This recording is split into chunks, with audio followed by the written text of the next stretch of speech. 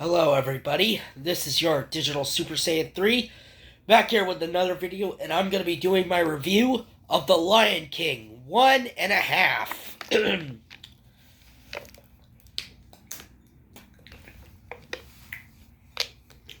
Now, this movie came out in 2004, last year, so last year was its 20th anniversary, but I didn't decide to review it until now. So now is the time I'm going to be doing my review of The Lion King 1.5. Now, this movie is not a sequel, it is a midquel. This is a movie within a movie, as it's happening in between the events of the original Lion King, but it takes more of a different approach as it's being told through Timon and Pumbaa's perspective.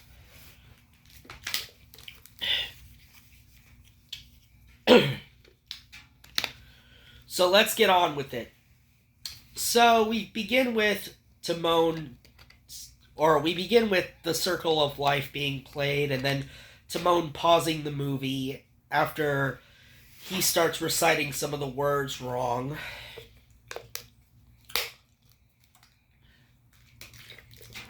And him and Pumbaa are fighting over the remote, basically saying, you can't just go out of order. We gotta go back to the beginning of the story. And Timon's like, we're not in the beginning of the story. And then Pumbaa said, yes, we were the whole time. And then Timon's like saying, yeah, but they don't know that. And then Pumbaa's like saying, well, why don't we tell them our story? And then, after pausing at a screen that showed the hyenas, Timon is like, you know what? Why don't we tell them our story? And so, yes, this happens a lot throughout the movie, as they will pause the movie and interrupt the film during the film, as there's a lot of fourth wall breaking in this movie. I mean, as it does fit the characters of Timon and Pumbaa, as Timon and Pumbaa are played by their respective actors. Timon being played by Nathan Lane, and Pumbaa being voiced by Ernie Sabella. Now we're getting a show. Now we're getting our. Now we're getting into the actual movie itself. As we start from Pride Rock all the way to the pit of shame, as the camera will zoom in to where Timon grew up. And trust me, it's not a very pleasant place for Timon to grow up in. I mean, all the other meerkats live underground, as they are sort of on the bottom of the food chain. And we begin hearing the other meerkats sing a song called Dig a Tunnel. Now, Dig a Tunnel is a really catchy number, sung by the other meerkats.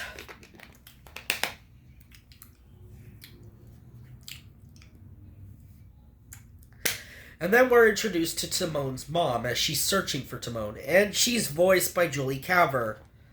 If you don't know, she's the voice of Marge Simpson from The Simpsons.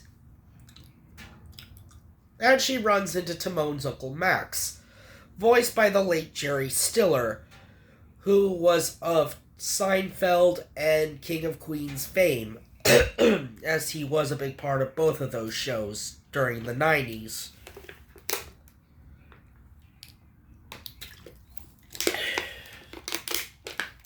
Then, of course, the tunnel breaks down around them, and Uncle Max would say, that would be Timon! And then we're shown Timon making a skylight, and all the other meerkats weren't taken too kindly to Timon's antics, of Timon constantly breaking down their tunnels as they are trying to hide from, well, the hyenas.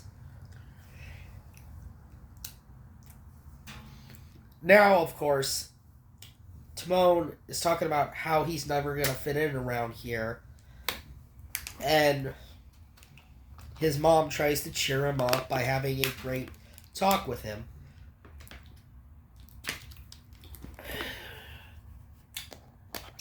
But Uncle Max kept chiming in, saying, we're at the bottom of the food chain, feared by no one, eaten by all.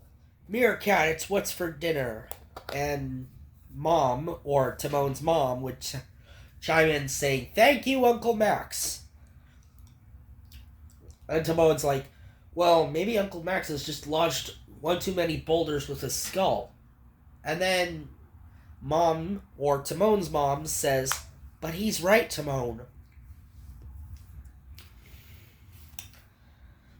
We gotta look out for each other. And then she has the brilliant idea to put him on sentry duty.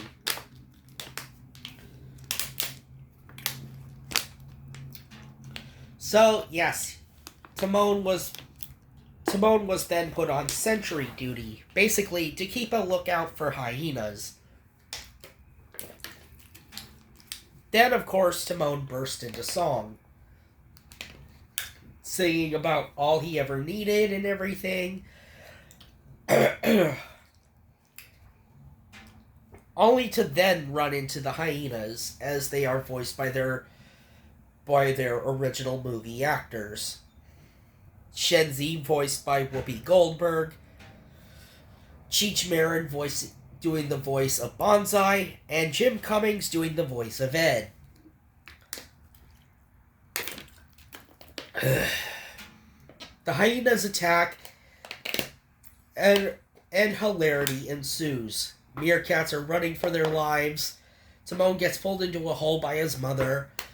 All the other meerkats begin jumping into the holes, and Uncle Max was the last one to get pulled into a hole, but lost a big chunk of fur of his tail. And Timon was like, none of you have ever bursted into song while on sentry duty? We can all have a laugh about this someday, trust me. And then, of course, Uncle Max, disappointed, said, I did trust you.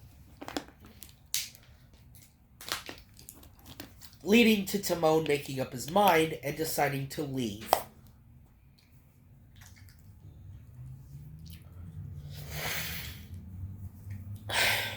Timon's own mother tries to stop him and tries to convince him not to leave. But Timon says, I'm never going to fit in here, Mom. I need to find my place out there. And so we get a heartwarming goodbye between Timon and his mother.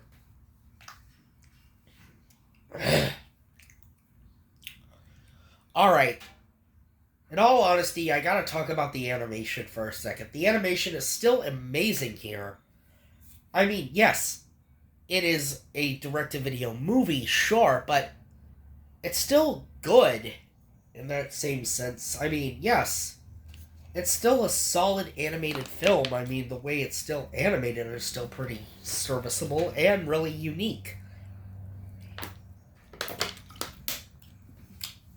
I mean, yes, I know it's a midquel, and this took place in between the events of the original 1994 film, but still, it still looks impressive. While on the grasslands, Timon cries for his mother and needing some answers, until he runs into Rafiki. Rafiki tells him to look beyond what he sees,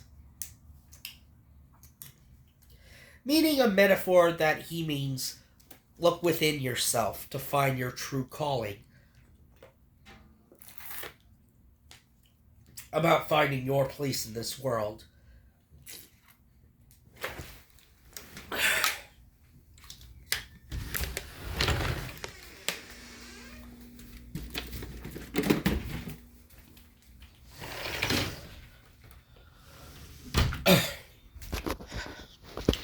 So when Timon sees Pride Rock, he decides to set out for it.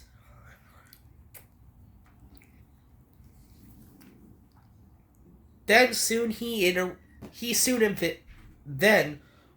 when Timon finds himself alone, he soon runs into Pumbaa, and yes, hilarity ensues. Timon thought Pumbaa was a predator, but Pumbaa shows that he is not. And so Timon and Pumbaa start off becoming acquaintances and later becoming friends.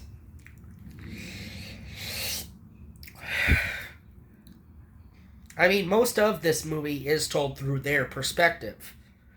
Mostly through Timon, but Pumbaa also is the dual protagonist in this movie. So they hit it off really well and they begin heading their way towards Pride Rock. And thus, they find themselves near the beginning of the story, where, of course, the Circle of Life begins playing and the animals begin rushing towards Pride Rock. The animals gather one by one towards Pride Rock. And, of course, it's to celebrate the birth of Simba.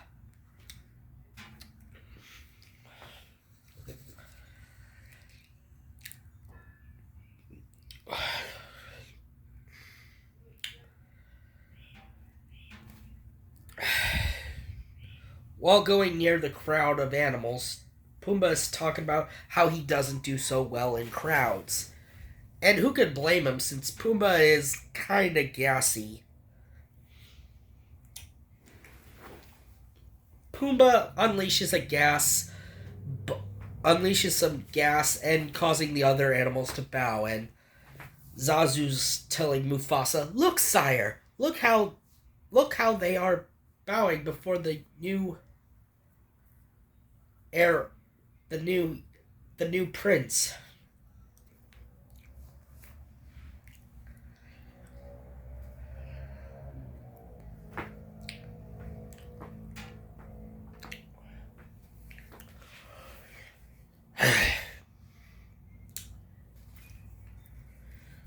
Soon, Timon and Pumbaa began making their way past Pride Rock in a small little area right near Pride Rock. But it doesn't last long for their temporary home, as they wake up to being interrupted by the musical number "Just Can't Wait to Be King." And it's revealed that Timon was the one who caused the animals to fall on each other during the ending of the song.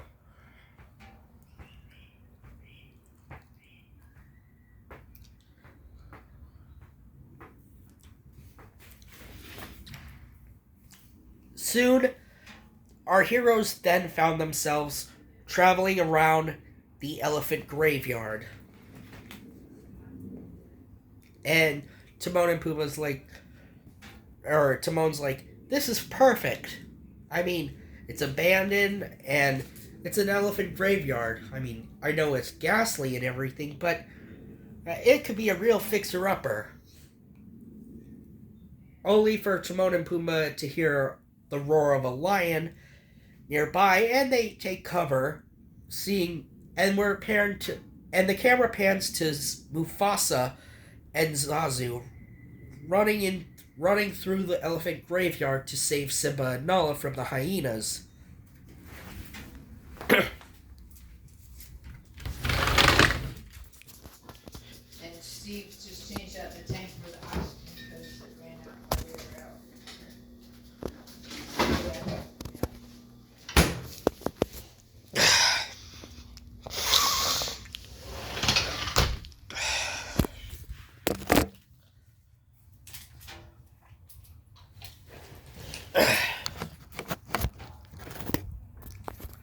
Soon they found themselves in that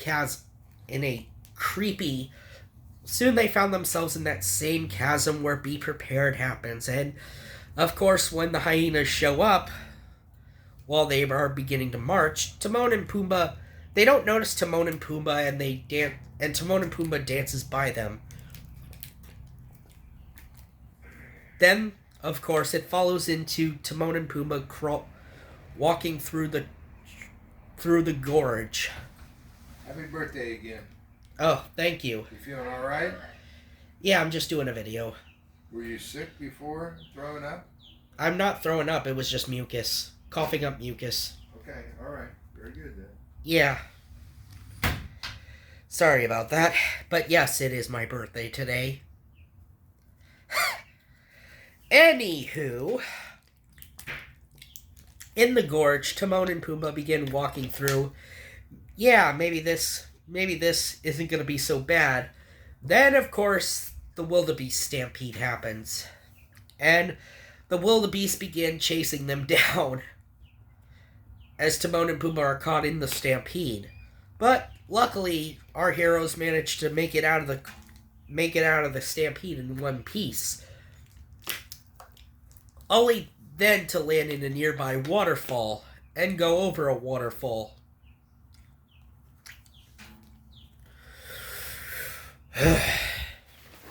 And yes, Pumbaa, and soon they wash up on the shore, and Pumbaa tells Timon, "This is the place I've been telling you about." And yes, I forgot to mention Pumbaa had been telling Timon about the place. And soon they began making it their home. And of course we get a different rendition of Hakuna Matata, as it's being a karaoke number in this montage of Timon and Pumbaa doing paragliding and a lot of other stuff. We see them swinging on vines. So yes, we get this montage of just Timon and Pumbaa by themselves.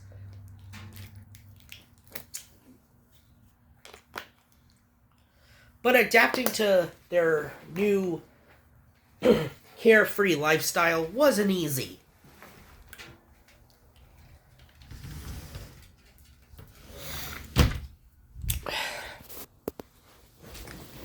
Because they would soon rescue Simba.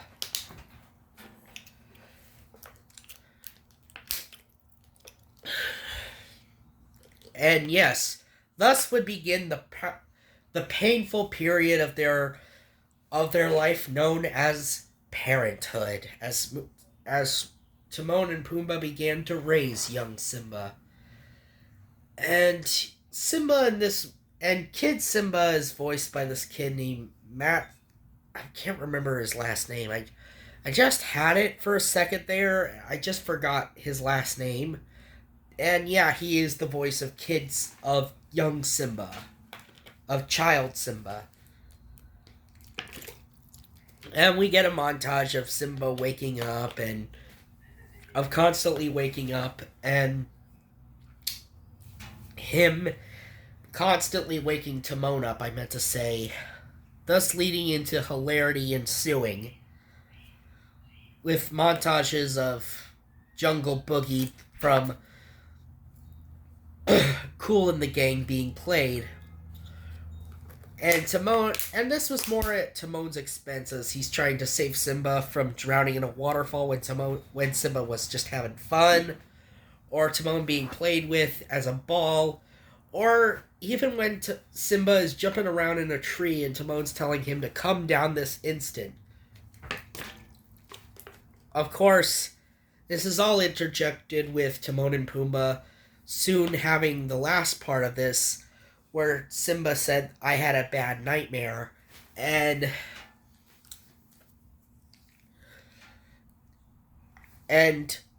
he sleeps with Timon and Pumbaa. Thus, time goes by and Simba grows up. Or shall I say, we get into adolescent Simba. And he is voiced by Matthew Broderick. Yes, who also does the voice of adult Simba, and was adult Simba in the original movie. So yes, some original voice actors from the original film did come back. And Matthew Broderick happened to be one of them. And I forgot to talk about Simeon Gillimon, who does the voice of Rafiki. Yes, he also voiced Rafiki in the original movie as well.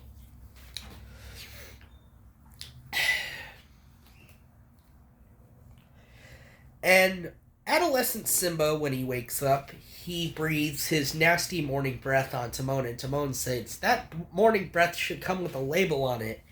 And then adolescent Simba's like saying, "What's the matter, Pops? Had too much Hakuna Matata?"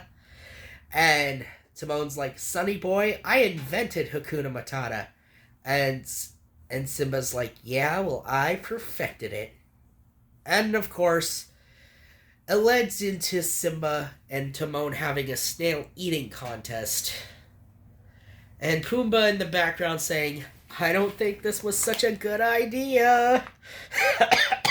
Okay, this is the funniest scene in the entire movie, okay?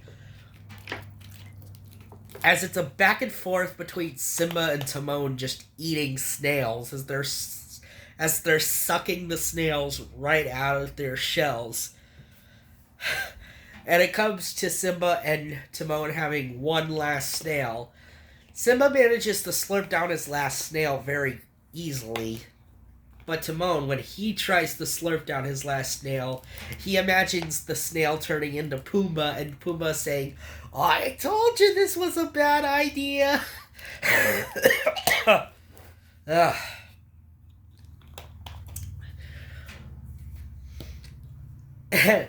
So Pumbaa, or shall I say, so Timon passes out and drops the snail. And Pumbaa would interject while they have another one of their fourth wall breaks, when Pumbaa would say, thus the student had surpassed the master.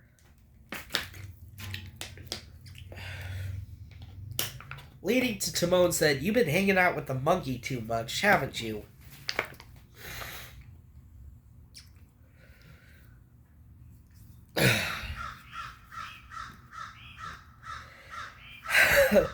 And then, of course, Simba begins walking off, and we get another montage, and now this time Simba is an adult.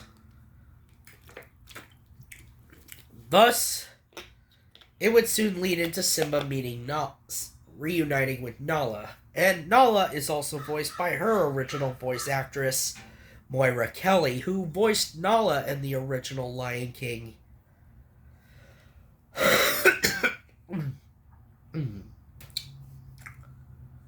So yes, a lot of the original movie actors from the original 94 film, like I said, do appear in this movie. Of course, it leads into Can You Feel the Love Tonight? But during this, we get to see what Timon and Pumbaa were up to, as they constantly kept trying to interrupt Simba and Nala's evening, thinking they could break up Simba and Nala and making sure that they don't feel the love tonight. But no matter what they try, it kind of backfires on them. And Timon and Pumbaa then eventually overhear Simba and Nala arguing, and Simba going off into the distance, and Nala walking off on her own. Then, of course, they soon see the weather acting up, and Timon and Pumbaa said, let's go get some shut-eye. But, of course, we know it. While they were seeing the clouds, it was actually the spirit of Mufasa.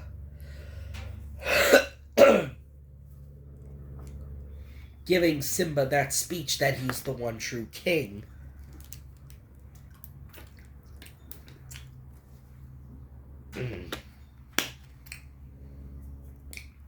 Of course, Timon and Pumbaa eventually learned that Simba went back to challenge his Uncle Scar for the throne.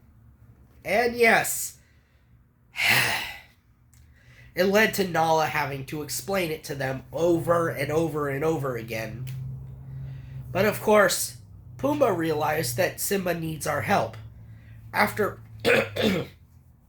Nala ran off, Pumbaa decided to follow her. But Timon wasn't so keen on the idea. And we see Timon earlier on, before he could have a chance to catch up with Pumbaa, sort of have a reflection and an epiphany of his own. And then sort of have a sort of talk with Rafiki while doing an imitation of Rafiki.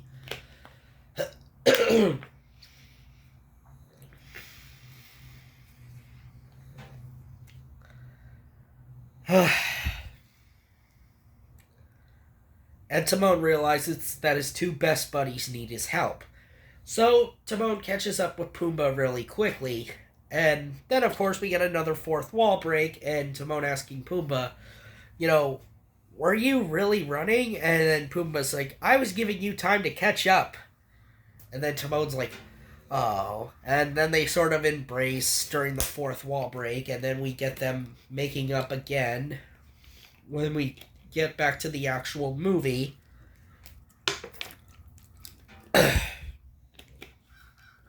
Thus, it leads into Timon and Pumbaa distracting the hyenas, with Timon and Pumbaa doing the luau hula musical number, and them distracting the hyenas.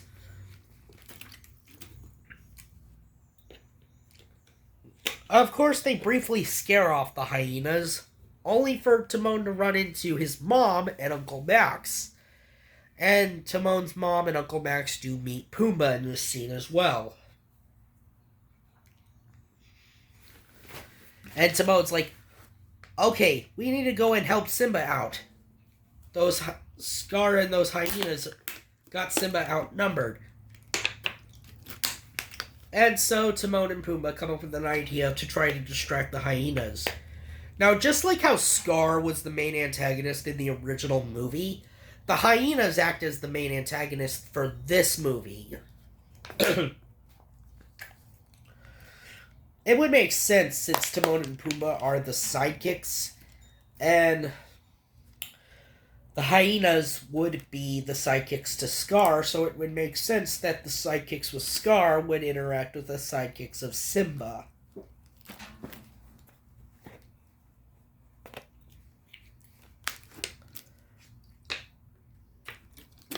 Timon and Pumbaa come up with a plan to distract the hyenas while Timon's mom and Uncle Max decide to try to dig tunnels and set up a trap to lure the hyenas into. Of course, their trap does go awry when some of the branches holding the tunnel get stuck. Timon dives into a crack before the hyenas try to eat him, leading to Timon having to kick down the support beams of the tunnel, leading to the hyenas falling to their deaths. Or shall I say, not to their deaths, but just falling through the tunnels leading down to the downward spiral of the gorge. Or not the gorge, but below Pride Rock, I meant to say. And thus we do see in the background Simba flinging Scar off of Pride Rock. and Timon saying, Scar is down for the count. Okay, and during the final battle in this version of one against the hyenas, Timon and Pumbaa try a lot of antics to try to get the hyenas' attention, while Mom and Uncle Max try their best with the tunnels, trying to get the trap ready. It even leads to Timon having to try to propose to Shenzi, and Shenzi saying, oh no, that is wrong on so many levels.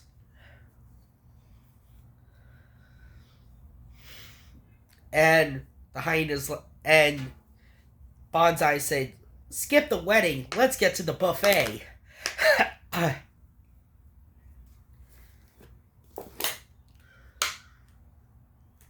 But yeah, it was a really funny scene. And yeah, the final battle with the hyenas is just sort of played for laughs anyway. So, the hyenas and Scar are defeated. The rain begins to fall. Simba walks up to Timon and Pumbaa and hugs them and embraces them and says, thank you guys. I couldn't have done it without you. And then Simba ascends Pride Rock, becomes king.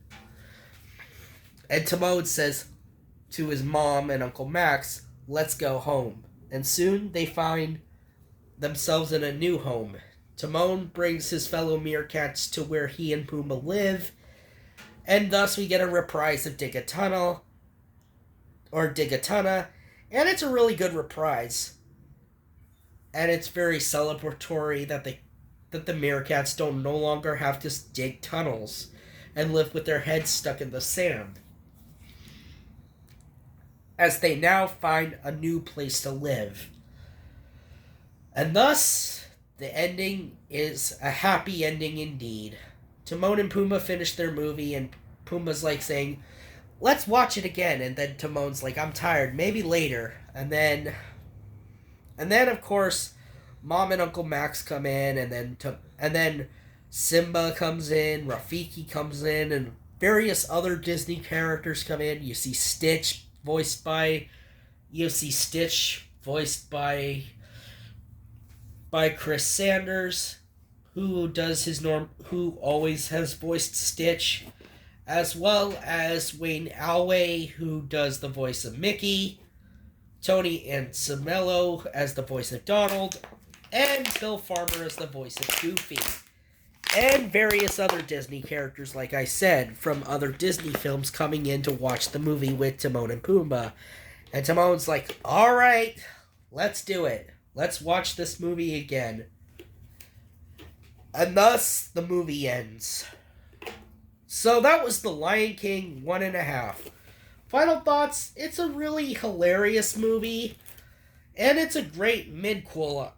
And it was a solid midquel, I suppose. I wouldn't say it was great, but it was good, to say the least. I mean, it's what you would expect with Timon and Pumbaa, these characters. Lots of burp and fart jokes, but also at the same time, lots and lots of fourth wall humor.